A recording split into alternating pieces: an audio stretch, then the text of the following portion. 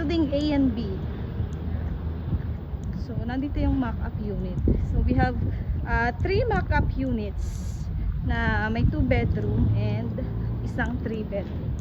So this is the lobby area or the reception area.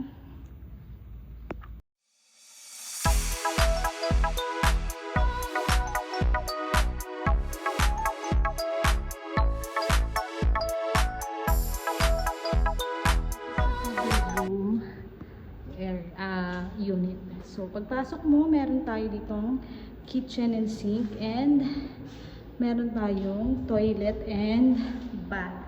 So, may shower area na yan, may lavatory and meron na siyang paganyan. Then, meron tayong first bedroom na naka-sliding door. So, maganda yung wooden sliding door niya. So, this is for the first bedroom. No? Tapos yan, medyo spacious din naman siya for a family. Ayan, so ganyan siya for the first bedroom. And sa katabi niya, so ito siya for the second room. So, ayan. Tapos ito yung kanyang window, facing amenity.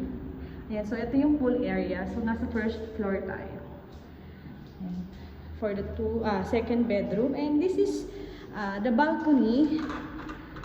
This is the balcony area. So, facing amenity siya.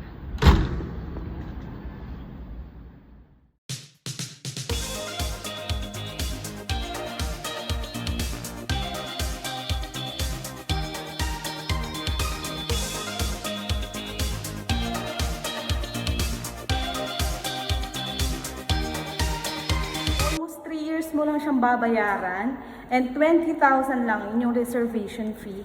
Meron na kayong 2 bedroom unit with partition. Tapos sobrang ganda pa ng location niya dahil ito ay nasa may Susan Heights, Muntinlupa.